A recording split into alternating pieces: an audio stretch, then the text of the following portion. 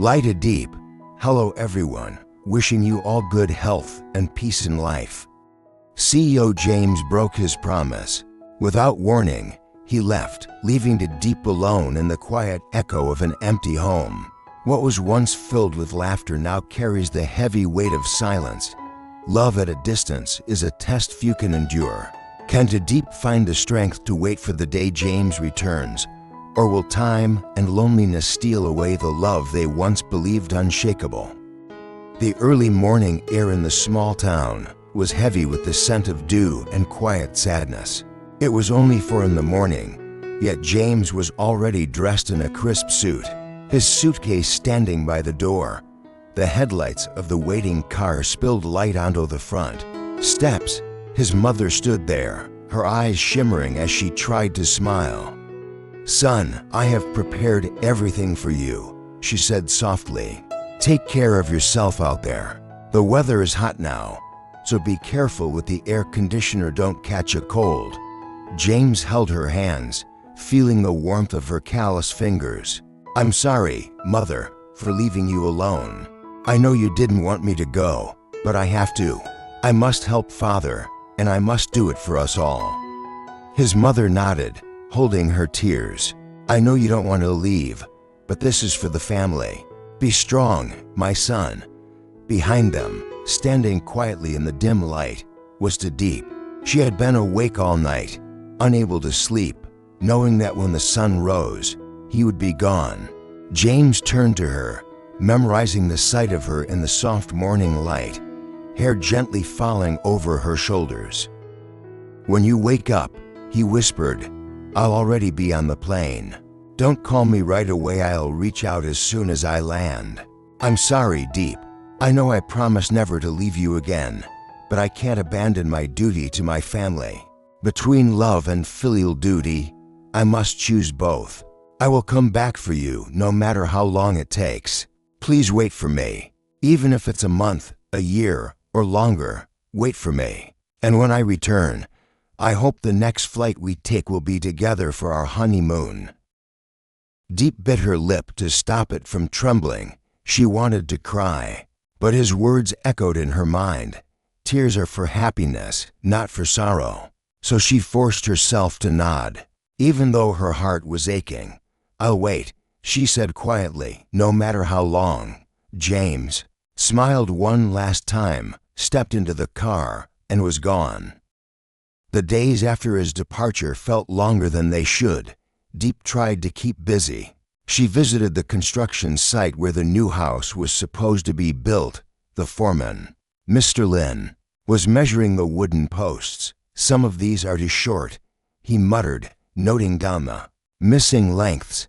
"We'll have to get more wood delivered before the workers can start." Diep offered to help, but there wasn't much she could do yet. "Come back tomorrow," Lin said kindly. "Once the materials are here, you can help however you like." She agreed and left, the emptiness of the day pressing in. On her way home, she remembered how James had told her that the pineapples and pomelos were ready for harvest this season. Without thinking, she headed to the orchard. The golden pineapples glistened under the morning sun, their sweet scent drifting through the air. She began picking them, imagining James's smile when she would tell him about it over the phone. But each time she looked at the ripening fruit, a single thought returned. When will he come back? Will he still be the same? James was far away now, facing challenges she could only imagine, in a world much harsher than the one they shared. And Diep, though surrounded by familiar fields and quiet mornings, was battling her own test waiting, keeping faith, and holding onto love across the endless distance. Would their hearts still beat in rhythm when the day finally came for him to return? Only time would answer. But until then, Diep chose to believe, because sometimes love is not just about staying together, it's about enduring apart.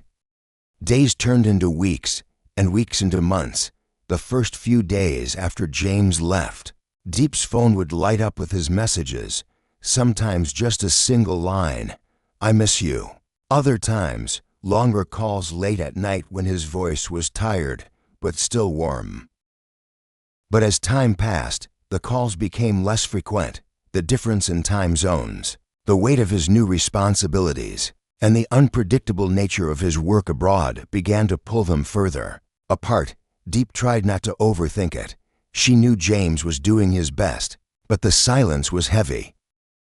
In his absence, she filled her days with small but meaningful tasks, helping at the construction site once the workers began building, visiting the orchard, and even learning how to manage some of the business matters James had left behind. She wanted him to return to a home that was not only waiting but thriving. One humid afternoon, while Diep was arranging pineapples at the local market, a familiar voice called her name. She turned to see Min, an old acquaintance from the town, now dressed sharply in a tailored suit. "Diep, it's been a long time," he said with a smile that was both polite and lingering. "I heard James went abroad. Must be difficult for you." She forced a smile. "It's fine. We talk when we can." Min nodded, but his eyes seemed to search hers for something more. "If you ever need help with anything, you know where to find me." It was a harmless exchange, or at least it should have been. But that night, as Diep lay in bed staring at her phone, she wondered if James would ever truly understand the loneliness that was beginning to take root in her heart. She loved him, but love at a distance was a battle she fought alone each day. Meanwhile, thousands of miles away, James was facing battles of his own. The business venture he had joined with his father overseas was more complicated than expected. Competitors were ruthless, and negotiations dragged on endlessly. There were nights when he would sit by the window of his hotel room, phone in hand, longing to hear Diep's voice, but by the time he could call, it would be deep into the night in Vietnam. He kept telling himself it was temporary, that one day soon he would walk through that familiar door, see her standing there, and all the distance would melt away. But deep inside, he knew the road back home was far longer than either of them had imagined.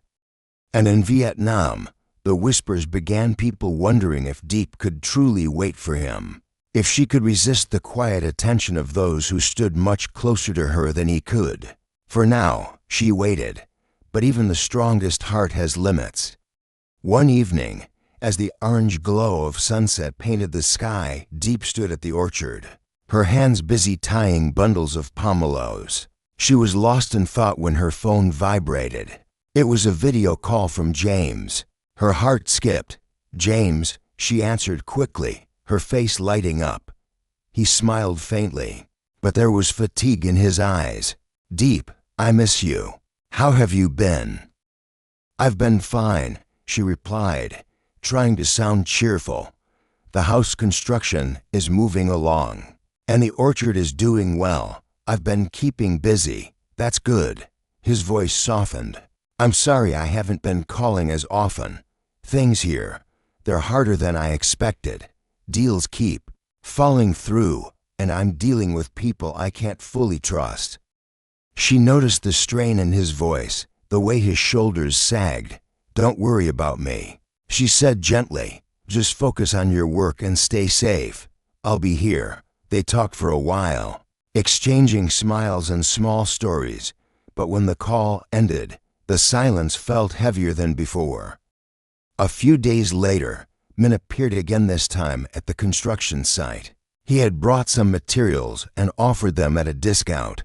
"James is far away," he said casually, "and I know how stressful these projects can be. Let me help lighten the load." Diep hesitated. She didn't want to accept too much from him, yet the house did need those materials. She thanked him politely and promised to repay him soon. Min just waved his hand. "No rush. I'm just glad to see you doing well." But that evening, a message came from James. "I heard Min was at the site today. Why didn't you tell me?" Diep stared at the screen, feeling a twinge of frustration. How did he know? And more importantly, why did it feel like the miles between them were suddenly walls? Meanwhile, in a foreign office lit by the cold glow of fluorescent lights, James sat with clenched fists. His father's business partner had just informed him that a major contract had been sabotaged.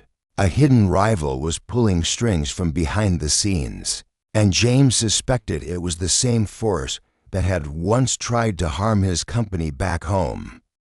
In that moment, James realized two things. First, that returning to Vietnam would take much longer than he had hoped, and second, that the real challenge was not just winning abroad. It was keeping Diep's heart while fighting a war she couldn't see. True love is not only tested in moments of happiness, but in the long stretches of silence, distance, and uncertainty. When two people are far apart, trust becomes the bridge that keeps their hearts connected. Without it, even the smallest misunderstandings can grow into walls.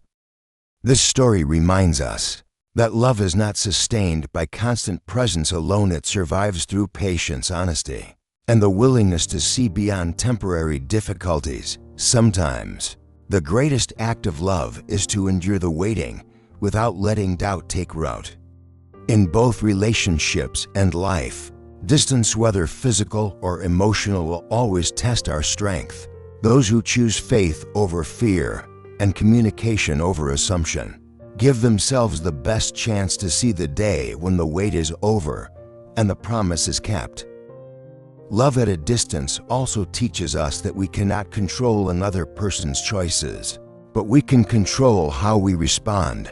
While waiting, it is easy to let loneliness invite doubt, or to compare ourselves to those who seem closer to the one we love.